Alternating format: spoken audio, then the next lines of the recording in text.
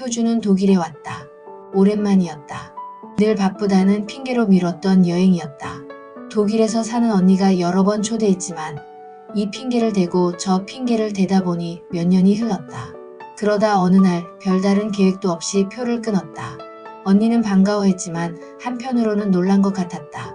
갑자기 웬일이야? 그냥이었다. 무언가 특별한 이유는 없었다. 일상이 지루했고 반복되는 하루에 질려버렸고 바쁘다는 말에 숨어 무언가를 미루는 것에 실증이 났다. 가야겠다고 생각했을 때 바로 움직이지 않으면 또 한참을 미뤘을 것이다. 독일의 공기는 예상보다 차가웠다. 언니가 마중 나왔고 우리는 간단한 맥주 한 잔을 마셨다. 예상했던 대화들이 오갔다. 잘 지내냐? 한국은 요즘 어떠냐? 너는 어떠냐? 언니는 여전히 부지런했고 바빴고 한국어가 어딘가 어색했다. 오랜만에 본 언니는 낯설면서도 익숙했다. 그러다 언니가 말했다. 손흥민이 독일에서 경기하는데 갈래? 순간 귀를 의심했다. 뭐? 토트넘 후스퍼랑 오펜하임이 경기를 하거든. 손흥민이 나오겠지. 이런 기회 흔치 않잖아. 손흥민. 축구를 몰라도 손흥민을 모를 수는 없다. 마트에서, 카페에서, 지하철에서, 뉴스에서, 한국 어디에서나 그의 이름이 흘러나왔다. 유럽에서 뛰는 한국 선수. 아시아 선수가 세계 최고 리그에서 활약하고 주장 완장까지 찼다. 어쩌면 이번이 그를 볼 수 있는 몇 안 되는 기회일지도 모른다. 토트넘이 이적 시장에서 2000년생들 위주로 갈아엎으려고 하던데. 그래, 그러니까 손흥민이 여기에 있는 동안 한 번이라도 봐야지. 어때? 효주는 잠시 고민했다. 축구는 잘 몰랐다. 경기를 직관해 본 적도 없었다. 하지만 손흥민을 직접 보는 건 다르다. 한국에서라면 엄청난 경쟁률에 티켓도 없을 경기다. 이런 기회가 또 있을까? 표 있겠지? 있지. 너 가고 싶으면 지금 바로 사. 곧바로 표를 끊었다. 숙소에 돌아와 검색을 했다. 유로파리그, 경기 전적, 팀 순위. 오펜하임은 조별 26위, 토트넘은 9위. 토트넘이 경기를 주도할 가능성이 높지만 오펜하임의 홈 경기라는 점이 변수였다. 홈팀의 기세는 무시할 수 없었다. 특히 토트넘은 원정 경기에서 수비력이 불안정하다는 평가를 받는다. 그런 경기라면 골이 많이 나올 가능성이 크다. 손흥민이 골을 넣을까? 그런 경기가 될 수 있다면 손흥민의 득점을 볼 수 있을까? 어쩌면 골을 넣고 세리머니를 하는 모습을 볼 수도 있을까? 효주는 휴대폰을 내려놓고 창문을 열었다. 독일의 공기가 차가웠다. 창밖을 보니 사람들이 걸어가고 있었다. 낯선 언어가 섞인 목소리가 들려왔다. 문득 생각했다. 내일 경기장에서는 어떤 분위기일까? 축구를 좋아하지 않아도 그런 분위기 속에 있으면 전율이 일지 않을까? 경기장에서, 그라운드에서, 조명이 비추는 필드 위에서 손흥민이 뛰고 있겠지. 공을 몰고 달리고 순간적으로 수비를 따돌리고 골대를 향해 강하게 슈팅을 날릴 것이다. 공이 그물을 흔드는 순간 경기장은 폭발하듯 환호할 것이다. 효주는 침대에 누웠다. 눈을 감아도 쉽게 잠들지 않았다. 내일 손흥민이 골을 넣을까? 내일 그 장면을 직접 보게 될까? 설레는 밤이었다. 경기 당일 효주와 언니는 숙소에서 나섰다. 지하철을 타고 1시간을 달렸다. 창밖으로 지나가는 도시의 풍경이 스쳐갔다. 낯선 간판과 익숙하지 않은 언어들이 몸을 감쌌다. 시간이 흐를수록 심장이 점점 더 빠르게 뛰었다. 만약 손흥민이 나오지 않는다면 괜한 걱정이 들었다. 컨디션이 좋지 않으면? 혹은 벤치에만 앉아 있다가 경기가 끝나버린다면? 그런 날들이 있었으니까. 하지만 그 생각도 잠시 눈앞에 경기장의 거대한 모습이 보였다. 피아리지 이하로 어린어. 푸른색과 회색이 뒤섞인 외관. 커다란 글자가 선명하게 새겨진 입구. 효주는 순간 걱정을 잊었다. 설렘이 파도처럼 밀려왔다. 진짜로 왔네. 그러니까. 언니와 나란히 걷는 동안에도 실감이 나지 않았다. 한국에서도 축구장을 제대로 가본 적이 없다. 상암 월드컵 경기장조차도. 그런데 지금 독일의 분데스리가 경기장에 와 있다. 이게 어떻게 된 일인지. 무언가가 현실과 맞닿지 않는 느낌이었다. 날이 추울까봐 옷을 단단히 껴입었다. 하지만 생각보다 춥지는 않았다. 몸보다 가슴이 먼저 뛰었다. 효주는 입구를 지나고 스탠드로 올라갔다. 점점 커지는 소음, 수천 개의 발소리와 웅성거림, 무대 뒤에서 들려오는 음악 같은 긴장감. 그리고 점점 넓어지는 시야. 그 순간 눈앞에 거대한 경기장이 펼쳐졌다. 푸른 필드, 끝없는 좌석, 그리고 사람들. 자리로 향하며 둘러보았다. 저기 저쪽에도 한국 사람들이 보였다. 한두 명이 아니었다. 누군가는 태극기를 걸치고 있었고 누군가는 손흥민의 유니폼을 입고 있었다. 그 열정이 놀라웠다. 표주는 괜히 뿌듯했다. 여기 앉으면 되겠다. 언니와 함께 자리를 찾았다. 그리고 옆을 보니 우연히도 한국 남자가 옆에 앉아 있었다. 그도 같은 마음이겠지. 손흥민을 보기 위해 이 먼 곳까지. 표주는 주변을 둘러보았다. 관중석이 점점 채워지고 있었다. 사람들은 마치 무언가를 기다리는 듯 웅성거렸다. 그 순간 운동장 쪽에서 변화가 느껴졌다. 선수들이 나오고 있었다. 몸을 푸는 선수들이 하나둘씩 필드로 들어섰다. 작은 움직임에도 반응이 터졌다. 사람들의 시선이 일제히 집중되었다. 그리고 그가 나왔다. 손흥민. 표주는 숨을 들이마셨다. 한 번도 직접 본 적 없는 사람인데 너무나도 익숙한 얼굴. TV에서, 인터넷에서, 뉴스에서 수없이 보았던 그 얼굴. 하지만 이건 달랐다. 화면 속이 아니라 눈앞에 있었다. 저기 있다. 언니가 소리쳤다. 손흥민은 잔디 위를 가볍게 뛰었다. 작은 얼굴, 넓은 어깨, 단단한 몸. 화면으로 볼 때보다 훨씬 다부졌다. 유럽 선수들 틈에서도 밀리지 않는 피지컬. 그러나 얼굴은 여전히 부드러웠다. 순한 눈매. 부드럽게 웃기도 했다. 몸을 푸는 모습도 달랐다. 단순한 준비 운동이 아니었다. 동작 하나하나가 리듬을 타듯 자연스러웠다. 순간순간 속도를 올렸다가 멈추고 방향을 바꿨다. 와, 몸 푸는 것도 멋있네. 언니가 감탄하며 중얼거렸다. 표주는 계속해서 그를 바라보았다. 이것이 직관의 묘미였다. 단순히 경기를 보는 것이 아니라 경기 전에 공기까지 느낄 수 있는 것. 손흥민이 달리면 땅이 울리고 숨소리마저 들릴 것 같은 거리. 꿈 같았다. 표주는 자리를 잡고 앉았다.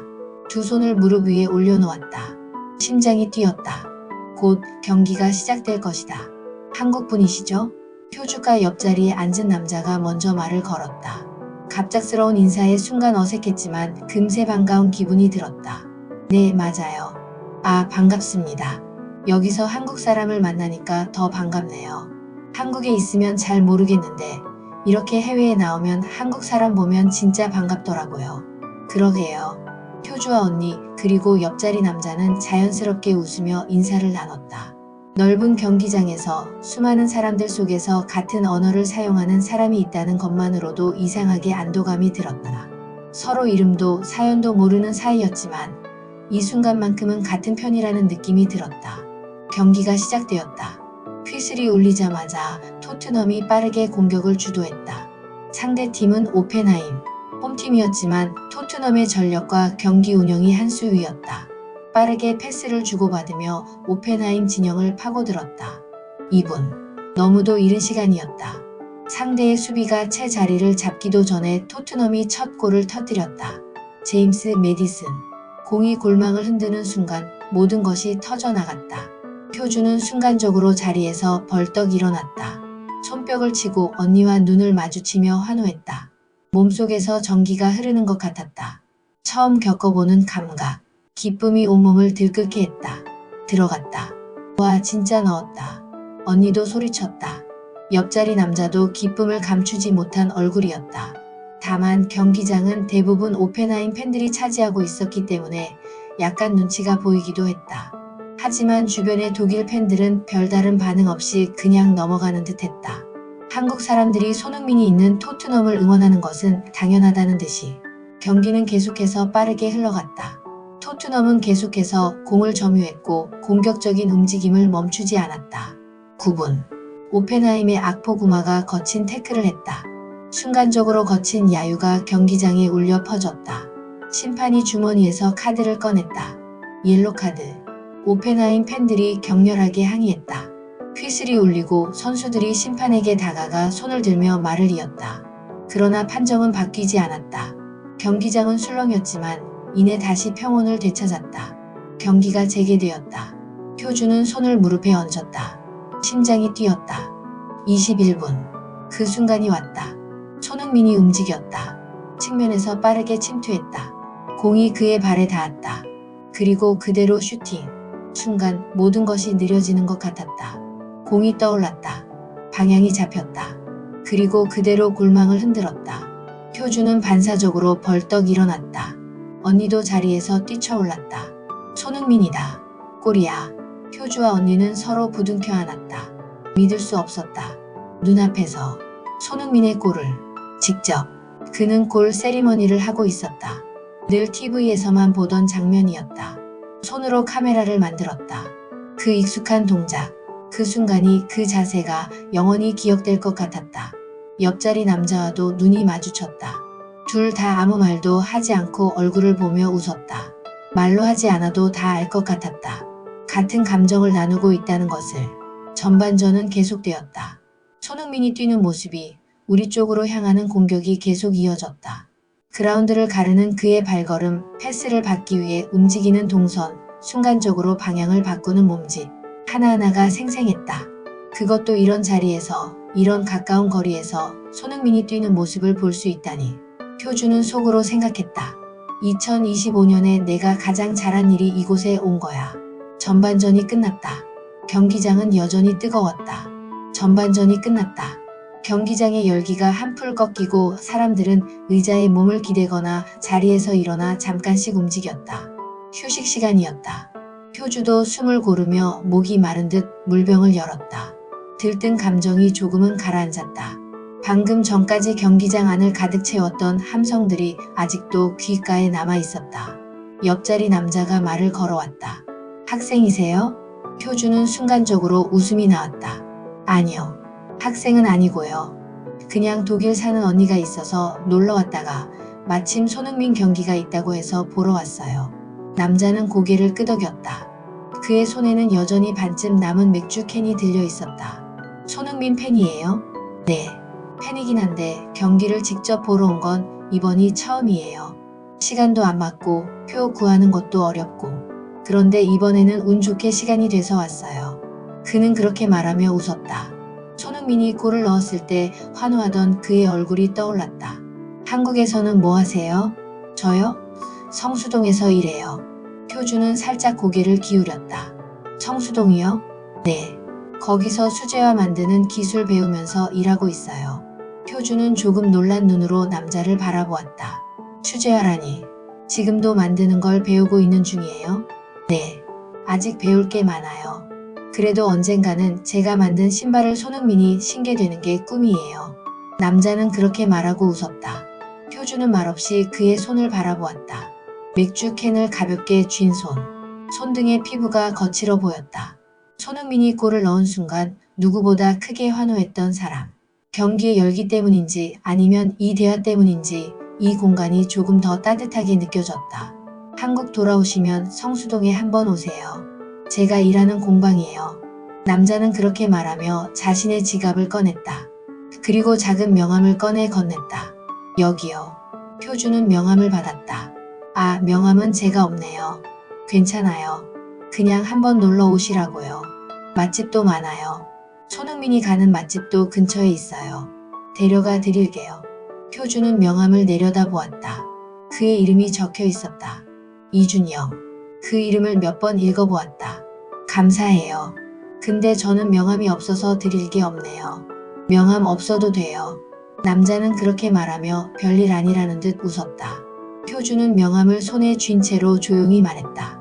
제가 뭘 하는 사람인지 말하고 싶지는 않아서요. 그럼 안 말해도 돼요. 남자는 대수롭지 않다는 듯 말했다. 부담 갖지 마세요. 연락하고 싶으면 하고 아니면 말고요. 괜히 반가워서 그런 거예요. 외국에서 한국 사람 만나면 다 그렇잖아요. 그 말에 효주는 작은 미소를 지었다. 그러네요. 아마도 경기의 열기가 식고 각자의 일상으로 돌아가면 서로 얼굴도 기억나지 않을 것이다. 분명히. 지금은 경기장이라는 공간 속에서 같은 감정을 공유하고 있지만 결국 우리는 타인이었다. 그렇게 생각하는 동안 다시 함성이 터져나왔다. 휘슬이 울렸다. 후반전이 시작되었다. 후반전이 시작되었다. 공기가 달라졌다. 상대팀 호펜하임이 달려들기 시작했다. 전반전에서 2골을 허용했던 그들이었다. 이제는 뒤로 물러설 수 없었다. 패스가 빨라졌고 움직임이 거칠어졌다. 선수들이 부딪히는 소리가 들렸다. 시간이 흘러 후반 12분. 호펜하임의 미드필더 안톤 슈타요. 그의 발에서 공이 튀어나갔다. 강하게 찬 공이 골망을 흔들었다. 순간 경기장이 터질 듯한 함성으로 가득 찼다. 거대한 물결처럼 거센 파도처럼 오펜하임 팬들의 소리가 쏟아졌다. 표주는 잠시 숨을 들이마셨다. 토트넘의 수비가 흔들린 순간이었다. 하지만 그 압도적인 함성 속에서도 손흥민의 토트넘은 오늘 승리하게 될 것 같았다. 오펜하임을 응원하는 다수의 팬들과 함께 효주와 언니도 가볍게 박수를 보냈다. 그러나 속으로는 바랐다. 손흥민이 한 골만 더 넣어줬으면. 그 마음이 전해졌던 걸까? 후반 21분. 손흥민이 움직였다. 순간적으로 방향을 바꾸었다. 상대 수비가 따라붙었지만 그를 막지 못했다. 골대를 향해 빠르게 몸을 틀어 슛. 공이 하늘을 가르고 그대로 골망을 갈랐다. 두 번째 골. 들어갔다. 표주는 자리에서 벌떡 일어났다. 숨이 차오르는 것 같았다. 언니도 준영도 주변의 한국 팬들도 다들 손을 흔들고 있었다. 미쳤다 진짜. 와 어떻게 이렇게 넣냐. 언니가 외쳤다. 준영도 얼굴을 붉히며 크게 웃었다. 손흥민이 골 세리머니를 했다. 카메라 앵글을 잡는 손짓. 수많은 카메라가 그를 찍었다. 토트넘 선수들이 그를 끌어안았다. 손흥민이 웃었다. 화면이 아니라 바로 앞에서. 경기의 열기는 절정에 달했다. 효주는 생각했다. 혹시 해트트릭까지 볼 수 있을까? 그런 기대가 생겼다. 세 번째 골이 터지면 오늘 이날이 효주에게는 영원히 잊을 수 없는 날이 될 것이다. 경기장에 와서 손흥민이 두 골을 넣는 것도 충분히 놀라운 일이지만 세 골을 넣는다면 그 기대는 오래가지 않았다. 손흥민이 교체되었다. 환호와 박수가 쏟아졌다. 경기장 전체가 그를 향해 박수를 보냈다. 효주도 언니도 준영도. 그 순간 경기의 흐름이 달라졌다. 후반 42분. 오펜하임의 모가라. 그의 발끝에서 공이 골문을 향했다. 슛. 3대2. 경기가 끝나가고 있었다. 최종 스코어 3대2. 토트넘의 승리. 경기가 끝난 후 토트넘 선수들이 걸어 나왔다. 그들의 표정은 여유로웠다. 승리한 팀의 얼굴이었다. 토트넘 선수들은 관중을 향해 손을 흔들었고 팬들은 환호했다. 그 순간 효주도 그들 중 하나가 된 것 같았다. 경기의 여운이 가슴속에 가득 차올랐다. 오늘 진짜 잘 왔다. 효주는 그렇게 생각했다. 옆에 있던 준영도 같은 표정이었다. 진짜 재밌었어요. 그러게요. 이런 경기를 보게 될 줄이야. 그러니까요. 이제 각자의 자리로 돌아갈 시간이었다. 준영이 주머니에서 핸드폰을 꺼냈다. 저기 혹시 연락처 알려주실 수 있어요? 효주는 잠시 멈칫했다. 아, 그냥 너무 반가워서요. 그리고 성수동 오시면 아까 말씀드린 손흥민이 가는 맛집도 소개해드리고 싶어서. 그의 목소리는 조금 다급했다. 효주는 잠시 고민했다. 그리고 웃으며 말했다. 제가 명함에 적힌 번호로 문자할게요. 아, 네. 네, 좋아요. 준영은 가볍게 웃었다. 그렇게 인사를 나누고 각자의 길로 걸어갔다. 효주는 천천히 경기장을 나섰다. 밤 공기가 차가웠다. 하지만 마음은 뜨거웠다. 경기의 열기가 아직 가슴속에 남아있었다. 경기가 끝난 후 두 사람은 숙소 근처의 맥주집으로 갔다. 경기장에서의 흥분과 열기를 식히기에는 맥주가 딱이었다. 맥주잔이 테이블 위에 내려앉을 때마다 두 사람이 공유한 감정들이 다시 떠올랐다. 진짜 손흥민 너무 잘하지 않았어? 언니가 연신 감탄하며 말했다. 그러니까 두 골이나 넣을 줄이야. 오펜하임 입장에서는 16강 가려면 꼭 이겼어야 했는데 안타깝기도 하지. 근데 뭐 손흥민이 있는 토트넘을 이기기엔 어려웠을 거야. 응. 그래도 상대팀 골 들어갔을 때 분위기 진짜 장난 아니었어. 그러니까 확실히 홈팀이 골 넣으면 공기가 달라지는 것 같더라. 근데 손흥민이 또 바로 골 넣어주니까 완전 분위기 바뀌고. 효주는 잔을 들어 한 모금 마셨다. 여운이 남아있었다. 축구 경기라는 게 이런 거였구나. 그저 화면 속에서 누군가 뛰어다니는 걸 보는 게 아니라 한순간의 움직임에 따라 공기가 바뀌고 수만 명의 감정이 함께 움직이는 것이었다. 그때 문득 주머니 속의 명함이 떠올랐다. 효주는 무심코 꺼내 테이블 위에 올려놓았다. 작은 종이 위에 또렷한 글씨로 이준영이라는 이름이 적혀 있었다. 언니가 명함을 보고는 장난스러운 표정을 지었다. 야, 아까 그 남자 너한테 관심 있는 것 같더라. 뭐, 그냥 손흥민 팬으로 반가워서가 아니라 너한테 여자로서. 효주는 코웃음을 쳤다. 아니야. 그냥 한국 사람 만나니까 반가웠겠지. 아닌 것 같은데? 언니는 잔을 들고 한 모금 마신 후 장난스러운 눈빛으로 말을 이었다. 나이를 떠나서 성별을 떠나서 해외에서 같은 나라 사람을 만나면 반가운 건 당연하지. 근데 그게 다가 아니었어. 사람 괜찮아 보이던데 연락 한번 해봐. 효주는 고개를 저었다. 연락해서 뭐해? 그냥 얘기라도 나눠보라는 거지. 너도 아까 말했잖아. 손흥민 경기는 한 번쯤 보고 싶었다고. 근데 하필 독일에서, 하필 내 옆자리에서, 하필 한국 남자가 앉아 있었어. 그리고 그 사람이 내게 명함을 줬어.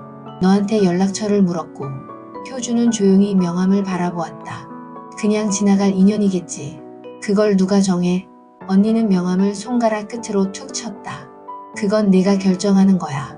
지나가게 둘 수도 있고 인연으로 만들 수도 있고. 굳이 그렇게까지? 효주아, 중요한 건 그거야. 그 남자가 네가 관심이 가는 사람이냐는 거. 효주는 순간적으로 아무 말도 할 수 없었다. 그냥 반가운 느낌이었어. 그래? 정말 그것뿐이야? 효주는 잔을 든 채 잠시 생각에 잠겼다. 좋은 사람이었다. 편안했다. 재밌었다. 이야기가 자연스럽게 이어졌고 부담스럽지 않았다.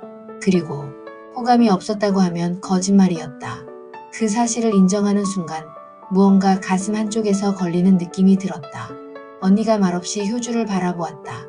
효주는 명함을 다시 내려다보았다. 근데 내가 누굴 만나고 그런 게 좀. 언니는 한숨을 쉬었다. 너무 어렵게 생각하지 마. 그냥 친구로 지내면 되잖아. 친구? 응. 꼭 남자 여자로 만나야 해? 사람 대 사람으로 알게 될 수도 있는 거잖아. 물론 호감이 전혀 없다면 애초에 고민도 안 하겠지. 근데 네가 이렇게 고민하는 거 보면 어느 정도는 있단 거 아냐? 효주는 말을 잇지 못했다. 진짜 부담 가지지 말고 가볍게 연락해봐. 그냥 친구로. 지나갈 인연이 아니라 네가 원하면 이어갈 수도 있는 거야. 효주는 잔을 들었다. 맥주가 반쯤 남아 있었다.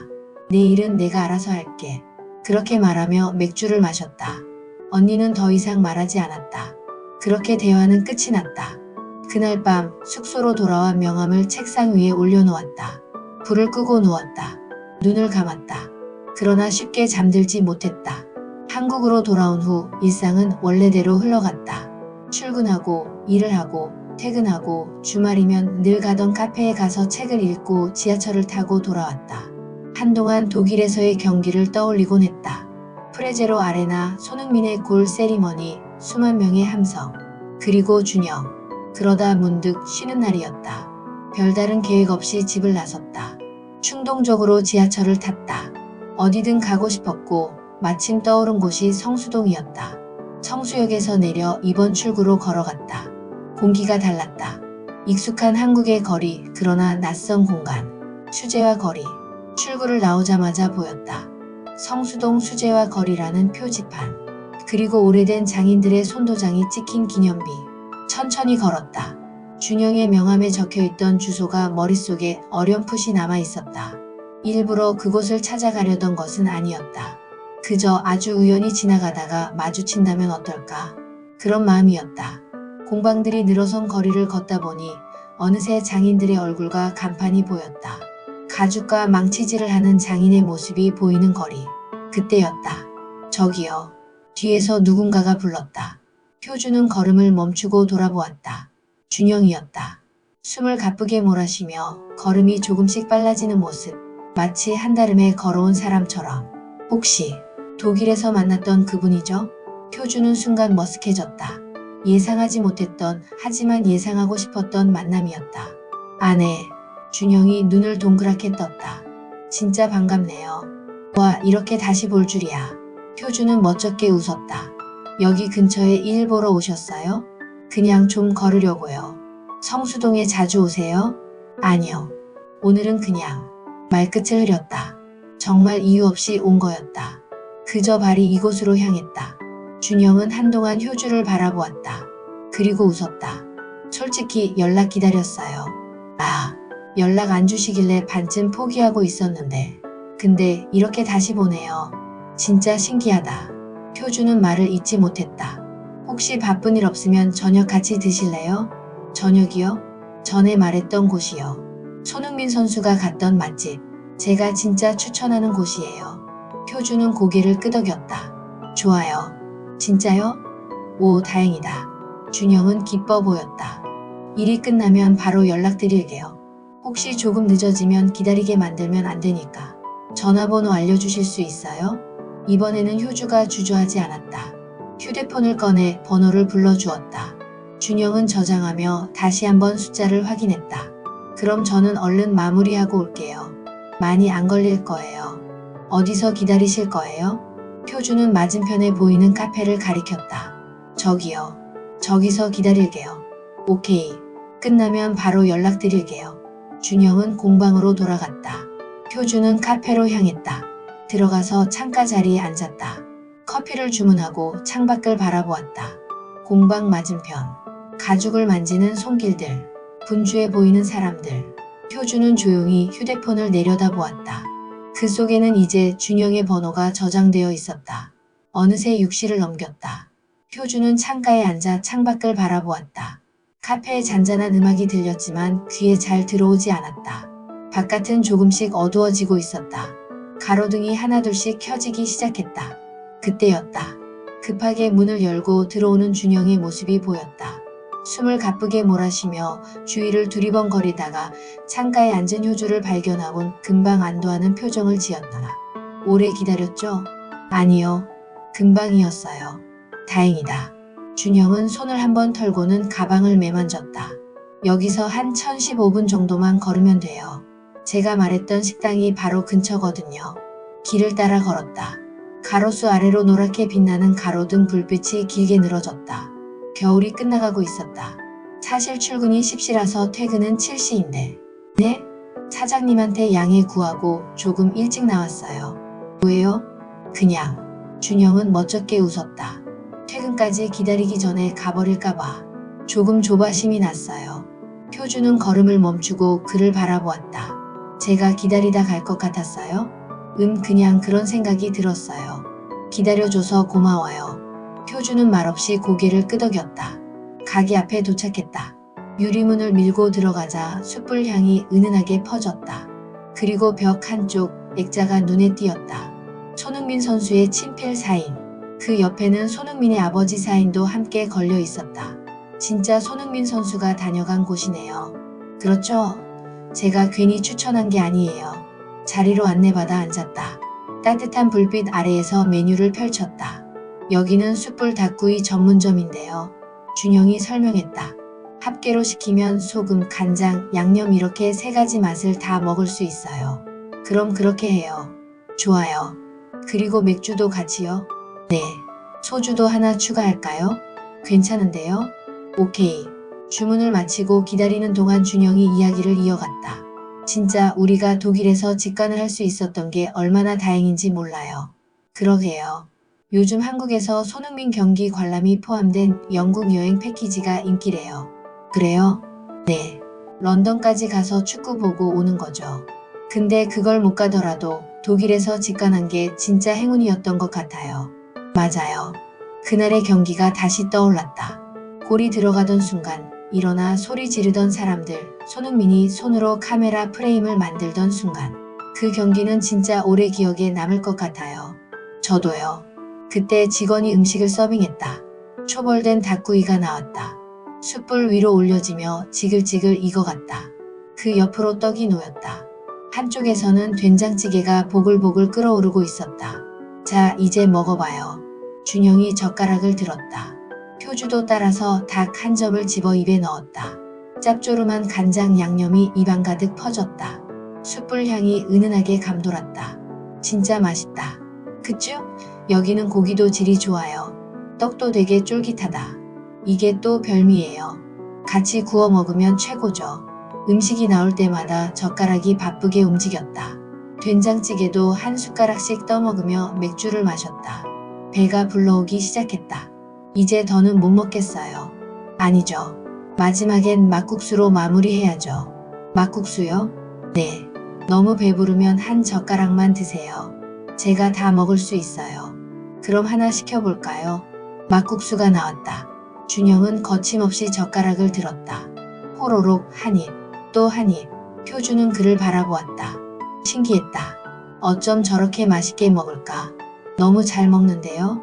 준영이 마지막 한 젓가락을 남기고 고개를 들었다. 눈이 마주쳤다. 그리고 동시에 웃음이 터졌다.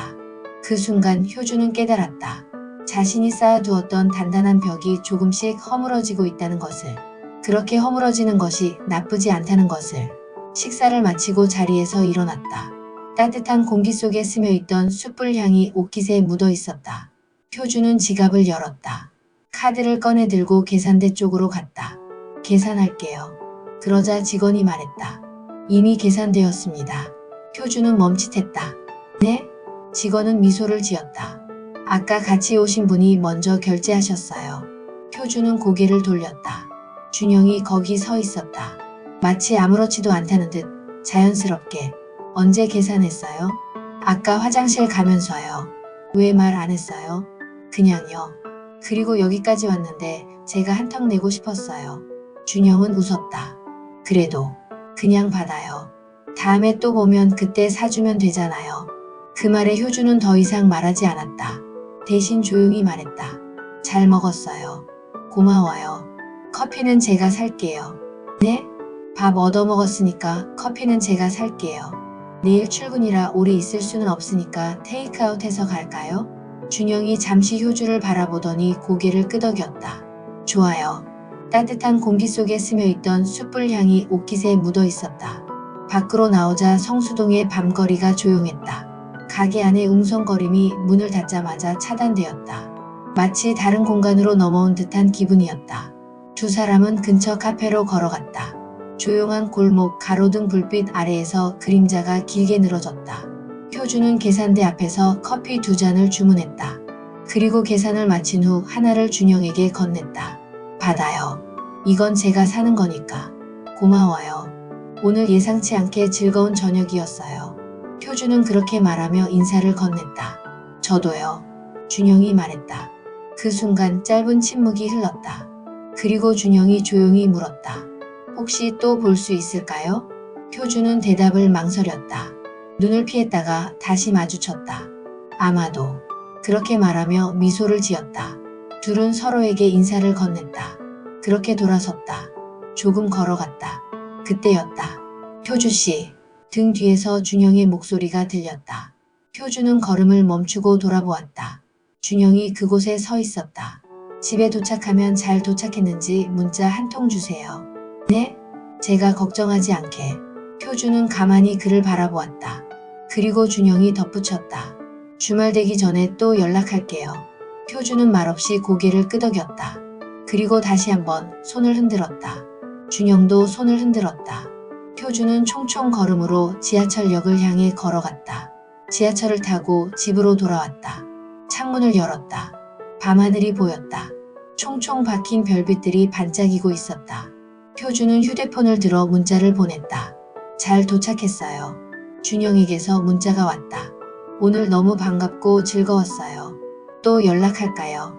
그리고는 준영은 무슨 문자를 작성하는지 고심하는 듯 문자창에 점 3개가 생겨났다 사라지길 반복하다 끝내 잘 자요라는 문자를 남겼다.